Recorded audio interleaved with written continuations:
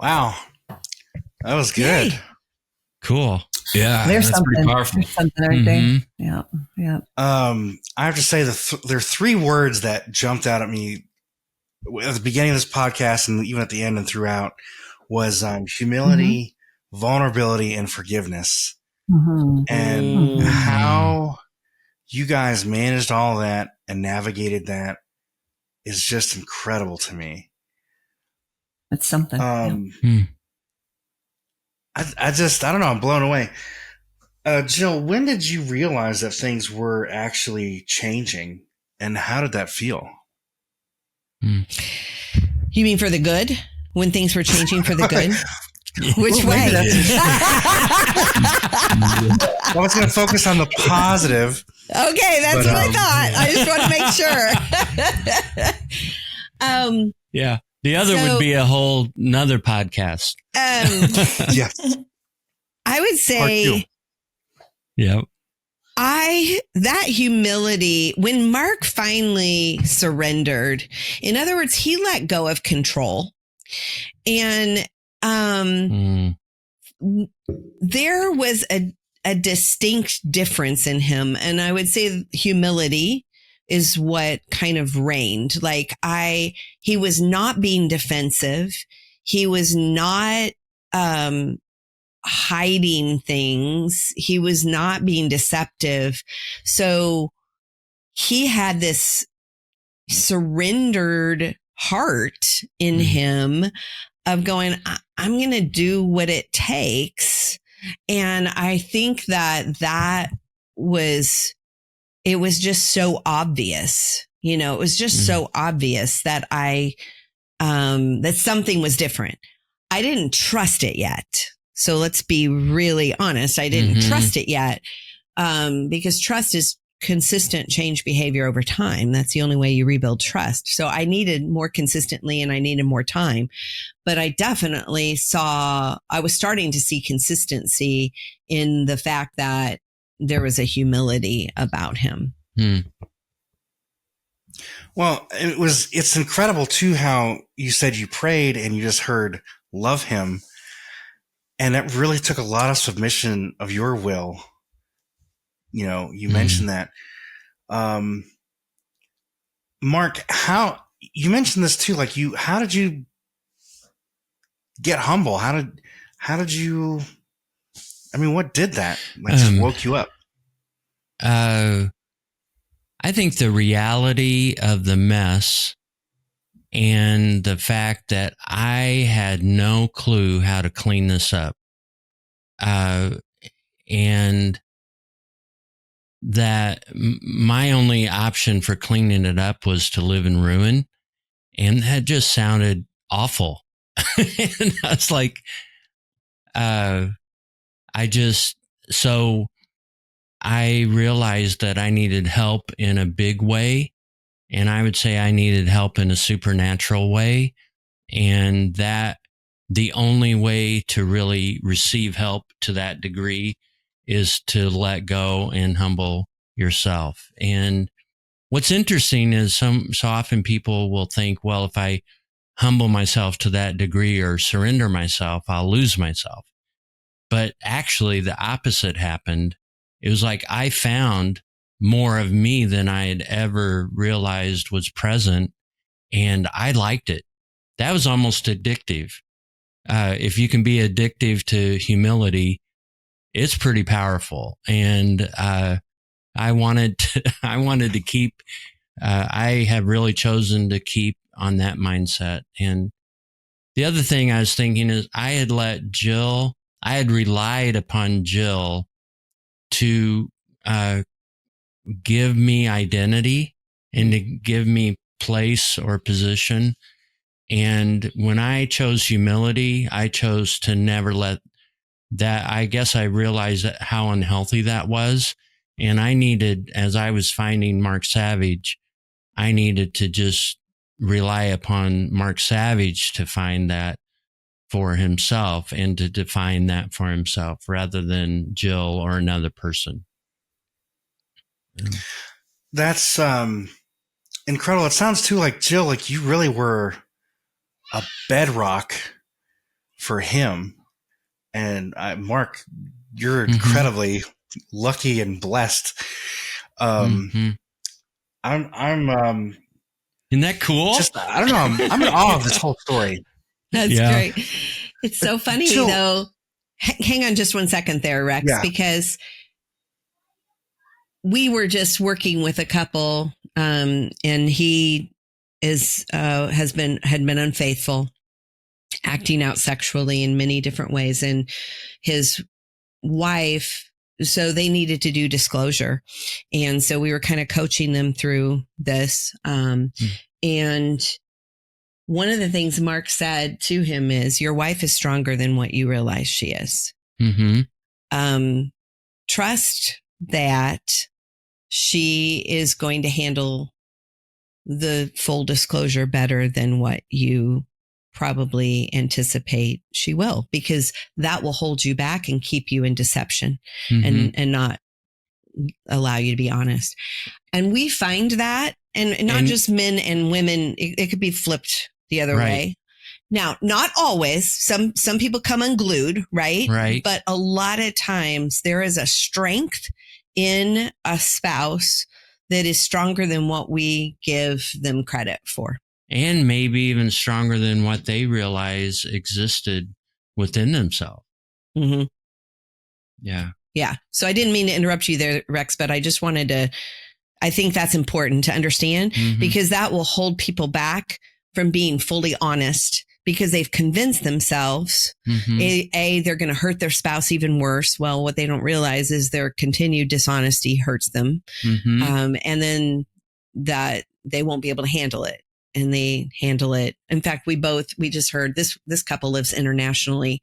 And so we both heard from them this morning, because they had that conversation last night, and both of them very surprised. They were well prepared to have it, and they were prepared for how to stay steady during it. But it was, we find that more often than not. Yeah. Is it does the truth set us free? Is that why are you proponents of the truth then, Mark and Jill? Oh, totally. Yes. Or is it up to the, Yeah. You can't unhear things, right? That's probably my favorite line to tell couples. Just be careful what you ask, because you can't unhear something. And there are details. There are details you don't need to know. Right. Some people can't handle details. If you are an emotionally wired person versus if you're a feeler, not a thinker, then you want to be careful about how many details you need. You need the umbrella picture, so that you understand the dynamics that have played out, but you don't need the details. And so we're not proponents of so much honesty that it then hurts. Correct. Yeah. Would you think, I would think it's shame that also prevents people from, totally. Here's this disgusting, horrible thing I did.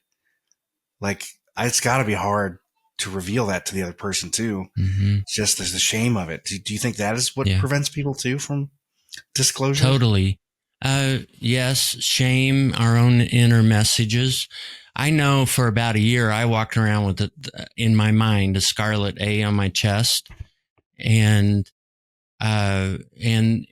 again, here's where faith played out, because the Lord really, when I was wallowing and wearing the A and kind of consumed with the shame, I was really reminded that I had been forgiven the moment I asked.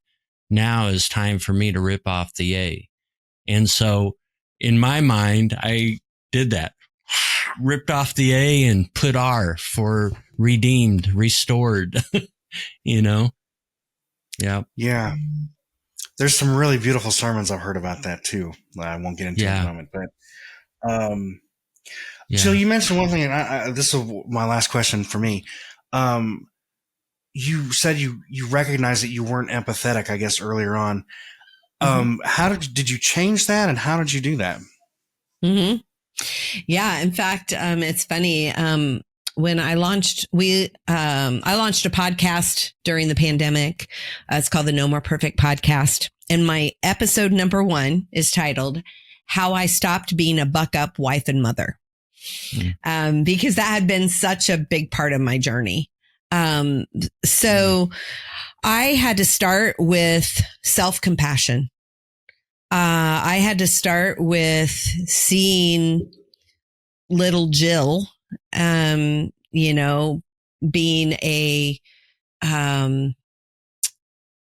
being shushed, told to just buck up, not having emotion dealt with.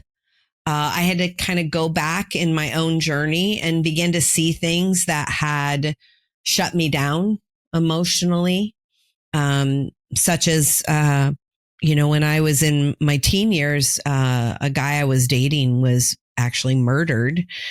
He was killed in a road rage incident.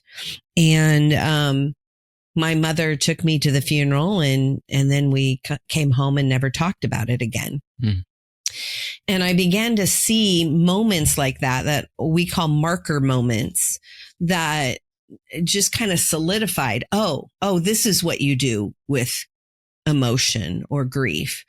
And so that's where I had to do my own work, and I had to really begin to have some self-compassion for that, teenage girl that lost somebody very dear to her, but only knew how to cry in the privacy of her bedroom and didn't know how to receive comfort. So therefore, then I became a wife who certainly didn't. One of the things Mark used to say to me is, you don't need me. You don't need me. Well, I said, of course I need you. But in reality, I grew up not needing anybody. Mm-hmm. I learned to not need people. And so I think that was the journey I had to personally go on to start having self-compassion. And then when I had self-compassion, it made it easier for me to begin to have compassion for others in their pain, to bring comfort to them. And that was huge. So I'm a very different mom with my kids. I'm a very different Nana with my grandkids than I was a mother when my kids were younger. And I'm a very different wife now, because I've come to understand the importance of compassion and empathy and validation, and sitting in pain, not trying to fix it, learning to feel and not fix. Mm-hmm. That was a big journey for me. I can really identify with that. I kind of had to go on a similar journey of learning how to grieve. Yes. Things. Yeah. Where you just suppressed. And I like how you phrased that, and what you shared there is just so compelling and interesting. Having to suppress all that emotion and then learning how to deal with it again. That's incredible. Mm-hmm. Mm-hmm. That's it for my questions. Alexis, did you have any? Yeah. I love this change that you were both talking about. I kind of was imagining the narrative that Mark was saying of this ripping off the A to the R. And I was imagining the same kind of change in you, Jill. And I think that's really beautiful. So thank you both for sharing your story. I just have 2 questions. We talked a lot about harmful language and how that affects marriages. And I really liked Liz's point of, you can't unsay things. And then your continued point, Jill, of sometimes you maybe don't get into those details. How did you guys go about forgiving that harmful language and those harmful narratives that you guys said to each other throughout creating this 2.0 marriage? Yeah. Mm-hmm. Well, I think a big part of it, first, is learning what a full apology looks like. Yeah.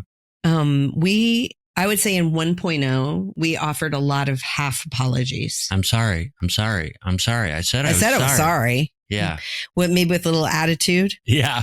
That's not really an apology.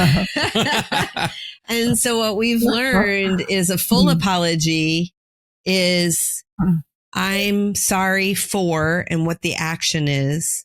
I know it hurt you this way, how it affected the other person. Will you please forgive me? Mm-hmm. And then ultimately the closure happens when the other person can say, I forgive you. Mm-hmm. And that may take them, they might be able to make that choice right then. And that may take them to wrestle with it a little bit. But I think that really was key. Also, when you are dealing with something like we had this big crisis, it's not just one apology. It's hundreds of them. Yeah. And it's not just one forgiveness. Right. It's hundreds of them. And that forgiveness is layered.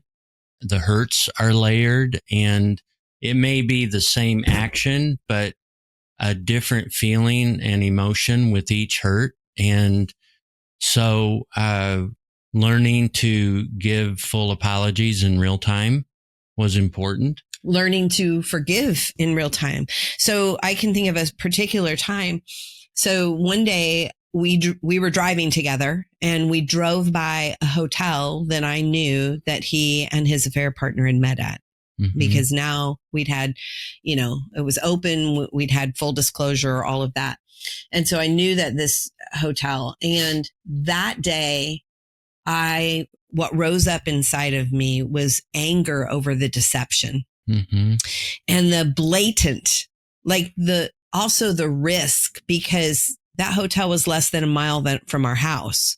And so our kids could have seen his car there. I could have, it was like the deception just rose up inside of me. And so I expressed that to him and I said, okay, that was hard today to drive by there because I'm thinking about this. And he was like, Jill, I am so very sorry for that deception. And I'm sorry for the risk that I put our family in. And I know that has broken your heart. Will you please forgive me? And I said, I forgive you. Well, the next day we drive by the same hotel. Okay. And what raises up inside of me is anger over the finances that were misused. Because now I'm thinking, oh my gosh, all the money that was misused. So I do the same thing. Okay, that was hard today, but for a different reason. I'm thinking about the money and the debt that we're in and how we're going to have to dig ourselves out of this. And he did the same thing. You are so right. And I am so sorry that I misused our money in that way. I am sure that has caused a lot of fear for you. Will you please forgive me? Yes, I forgive you. So that's what it looks like with forgiveness. I love that. I love that narrative of, I think that sometimes in society, when we say we're sorry, it has to be, I'm wrong, I'm bad, everything about it was whatever label you put on it. And I love this narrative shift that you guys created in this apology language of, I'm not bad, but what I did was wrong. And I need to be apologetic for that. Yes. And I need forgiveness from you. And then giving that so freely is really beautiful. Thank you so much for sharing that. Yeah. My second question, and I'll make this quick. I know that we're running out of time.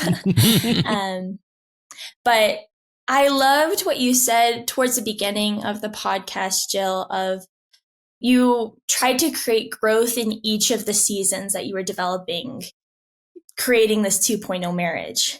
If you could give a word for what you say your current season is and what you're looking to grow now together as you've experienced all of these things we've discussed in this podcast today and you're showing up today as different people. That's good. I think for me, my current growth place is listening to understand. Recognizing that I often listen to disagree, I listen to argue, I listen to defend. And so my current is trying to kind of press the pause, tune in and listen to understand. And so I think that's a place that is really big for me right now. Yeah. I think for me, too, Alexis, what a great question. But I think too that I am really learning to love myself more deeply, more intentionally. And I'm learning to accept the challenges of aging together.